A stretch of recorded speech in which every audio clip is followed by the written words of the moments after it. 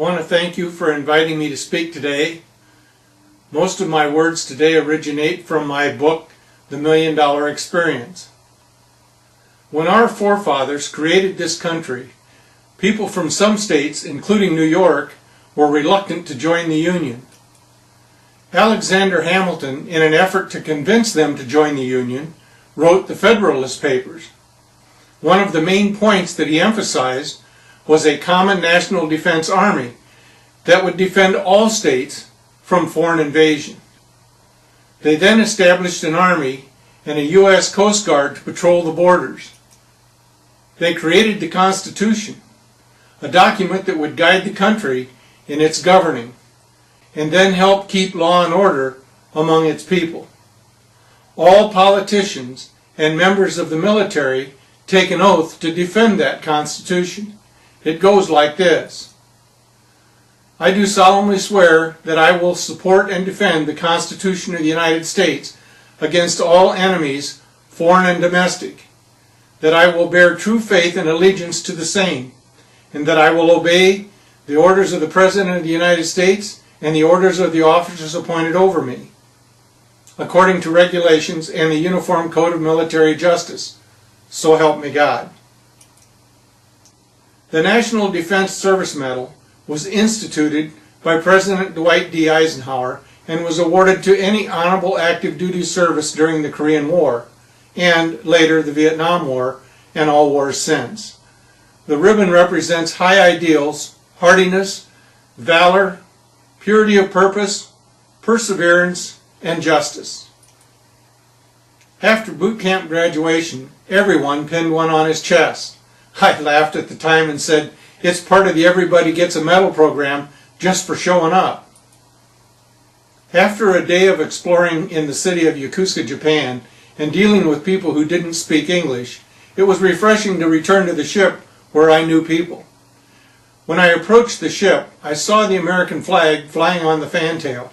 The feeling I had at that moment was something that I never thought I would have. As I looked at the American flag, I felt a sense of peace. I felt safety and security. I felt belonging, and I felt as if I was at home. The American flag flies high at every government building in America. It's at our schools, at our businesses, on our ships, and on our airplanes. It is on the uniforms of our policemen and firefighters. It is displayed on NFL players' helmets, and it is in our front yards and on the caskets of the people who serve this great country. The flag is printed on the sides of charitable aid boxes sent to other countries. What feeling do you think those people have when they see those boxes arriving? The American flag represents peace to the preschool child on the playground. It represents honor to an old war veteran in a nursing home. It represents safety and security to the person being rescued from a disaster. It represents camaraderie to a group of soldiers and sailors. It represents the Constitution in the halls of Congress or in a courtroom. It represents freedom to a political prisoner in another country. It represents America in the White House.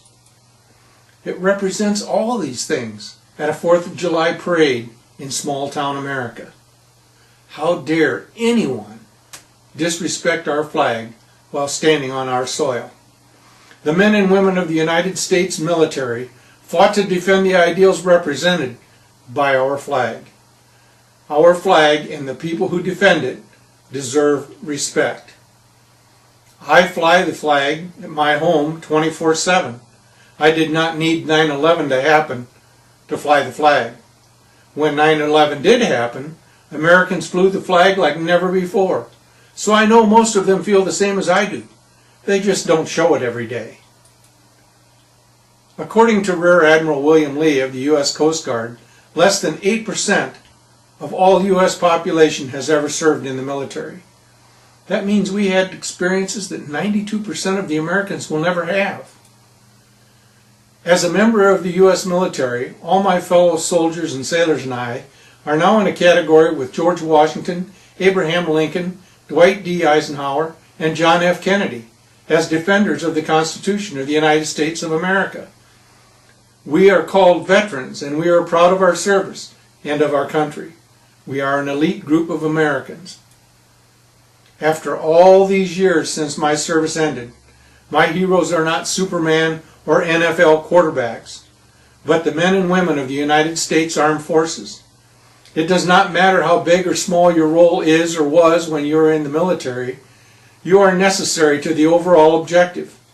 The man who pulls the trigger cannot do so if the man in the supply line has not brought him the bullets. In fact, everyone in the military does deserve the National Defense Service Medal just for showing up.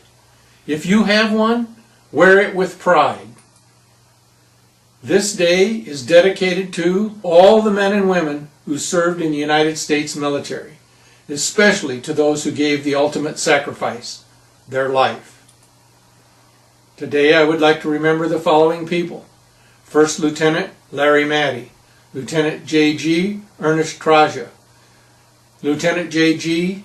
Richard Sullivan, Airman First Class Thomas Goen, Airman Robert Yoder, Fireman Third Class Harry Hope, Airman First Class Kenneth Edwards, Seaman Kenneth Barslow, Fireman Rodney Shipman, the 77 men of the USS Frankie Evans who died at sea, Commander Bruce Simons, Commander Denny Phillips, Lieutenant J.G. Donald Hagee. Now may we have a moment of silence to honor all the men and women who have served us with honor.